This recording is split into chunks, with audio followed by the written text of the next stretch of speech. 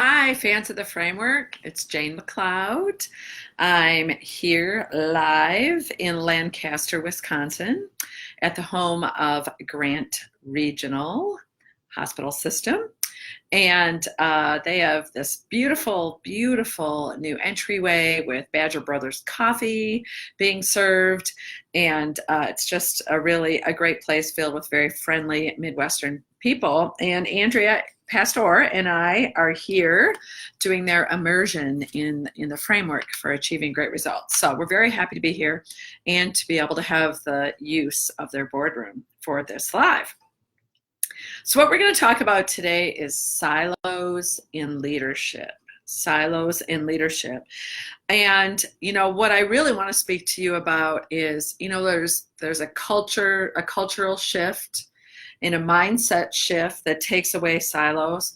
But I want to talk to you today about some physical actions you can take to get rid of silos, both in your department and in your organization. So what is a silo? What is a silo? There are many different kinds of silos, but silos, the most common ones are those that happen between departments, and that's really what we're focusing on today. So just the very look of the corporate org chart looks like a silo, doesn't it? Here's the CEO, here's the senior leaders, and they all have their little playpens or their little silos below them. Whenever we assess a new organization and we interview staff or we look at employee engagement results, we will see that there are silos. There are key ways that you can tell. And most of the times, even outside of the fine state of Wisconsin, people will say, there are silos here. We really have a difficult time communicating between departments.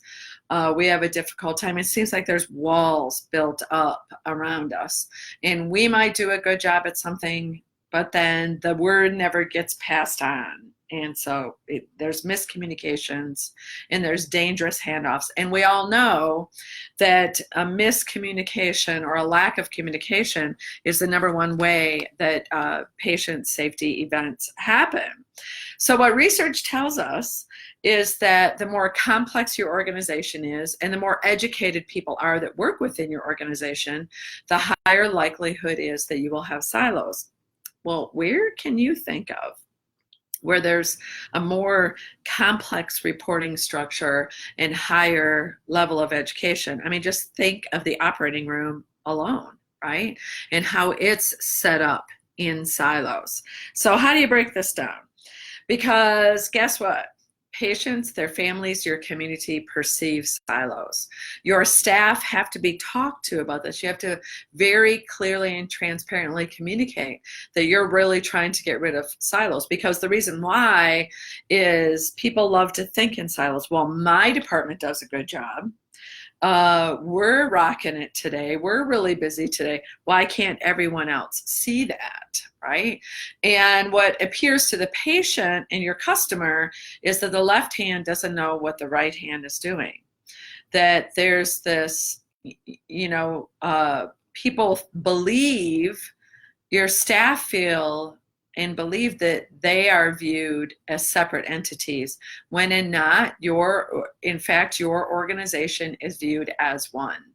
It's not viewed as a department, it's viewed as one. And no matter how small your business is, you are viewed as one. So if the left hand doesn't know what the right hand's doing and people are fearful of that, they will stop using your services. Okay, how can we going to prevent that? So you want to create a collaborative leadership structure. And how you do that is to flatten out your leadership structure. I'm not saying that we have to get rid of the traditional, this is, how we operate around here, how we staff around here, who reports to who. What I'm saying is, the next time you feel like you want to add another layer of leadership, that you strongly consider instead adding a team, an employee-driven team, to tackle that issue. That a flat leadership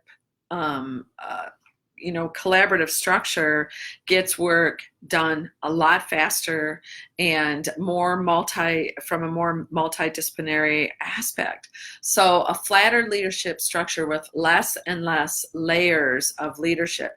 As soon as you add a leader, even a charge nurse or an assistant or whatever, you've added another silo. So make every attempt and consider that potentially an employee-driven team of engaged people. Sometimes, you know what, I've seen people add layers of leadership when a task force working really hard for 12 weeks would have solved the problem. Right? Would have solved the problem. But we knee jerk and we add another layer of leadership. So the first issue is consider where you could use employee-driven teams and multidisciplinary task force to replace a problem. We had that happen in our organization where we had to have a team of people, multidisciplinary team, try to create a structure for making sure that there was never an unmade bed for an ER patient to get admitted to. Our ER to admit time was way too long. And staff in the emergency room were constantly getting told, well, there's no clean beds up here, so you can't admit your patient. And therefore, the whole system backs up, right? Surgery gets backed up, everybody gets backed up. And so could we have added some sort of communication layer through like a human that goes around and helps people? No. Instead, we worked on it. We found a way to communicate that. We found a way to proactively look at it. And guess what? The employees manage that.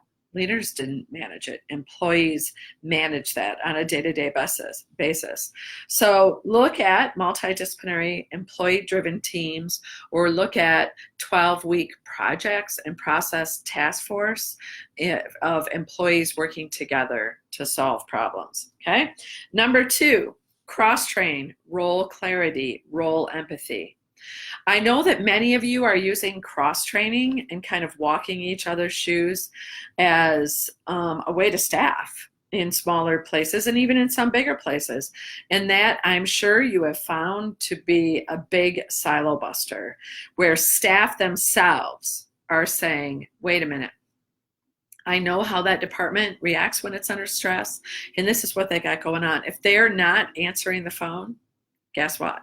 There's a good reason for it. Well, think about that as a leader. How could you develop more role transparency, role clarity, role empathy toward your fellow leaders to break down silos between your departments?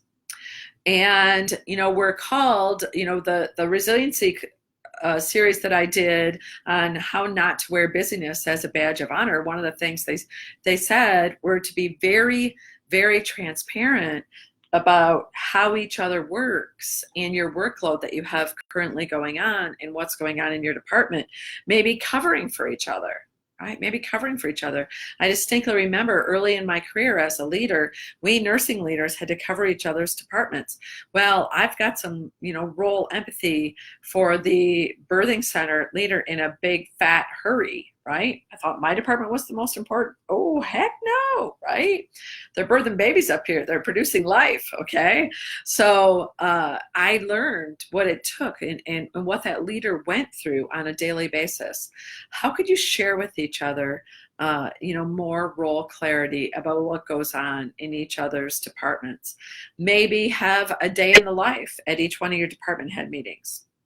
We really encourage our employee-driven training teams to, during all employee training events, to make sure that you have a day in the life type stories. But that's more for the employees. What about you as leaders? What's the day in the life like? It's really costly to walk in each other's shoes, so maybe you don't do it for an entire day. Maybe you do it for part of a day, or maybe a senior leader follows a leader around to know what it is that they're facing and the struggles, the barriers, the challenges, and then reports out on it from a different viewpoint. So cross-train, role clarity, role empathy, and transparency about your role or jobs. That's number 2. Number 3, socialization. A team that plays together stays together. A team that plays together, sees each other as humans, sees each other as outside of their normal work role, outside of that department that's always harping on you for your results, your budget, your, the report that you have to give. What if you saw each other differently? What if you saw each other as parents and friends and siblings? If you saw each other differently, a team that plays together. How do you socialize? This was brought crystal clear to me one year when we had a Joint Commission surveyor come into our organization. At the end of day 3, he gave his report out, and it was a physician. He was a very smart man. And then he said, I need all the senior leaders to leave the room. And so they did, and we were like, oh crap, we're in trouble, right? And so he said to us, when was the last time that you all socialized together? And what happened that day or that night that you socialized together? And we're looking at each other like, who told this dude about the Christmas party and the fact that somebody got drunk and fell down the stairs? Like, who told, right? It wasn't it at all. He wanted to let us know that, we needed to bond together as humans first before we could ever be innovators and inspirational leaders and creative and very open and transparent during our meetings. And he questioned about that. He said, if you don't know how each other is going to react in certain situations because you're human beings together, what do you do during a really tight budget meeting and you have your CFO just saying, this is how it is, no more, no less, that's all you get, blah, blah, blah. Who's going to argue with that person? If you don't trust each other to fulfill certain roles, because that's your role on this team, you are a team. Your leadership team comes first, not your own department head team. Your leadership team comes first. That's your most important role. That's something that people have a really difficult time understanding in collaboration. And the fourth thing is a really important tactic called interdepartmental rounding. So going to another leader who your department depends on them, you work together often, and asking a series of questions, which I'd be glad to share with you. Reach out to me on Fans of the Framework and ask for it. But a set of questions, how is my department serving yours? How do we communicate? How do we interact with each other? What barriers do you see that I can remove as a leader and you can remove as a leader? How could we collaborate differently? So you each lead a process. You each lead a subset of people. What if that isn't going so well? Or what if you could prevent silos from happening? What if you could prevent problems that might reach the patient from happening? How would you do that? Interdepartmental rounding. So, recap, multidisciplinary teams of employee-driven people before you put another layer of leadership in. Cross-train, achieve role clarity and role empathy and transparency about each other's roles. Socialization, okay? There's nothing wrong with a happy half hour after a long day of learning. The folks in Lancaster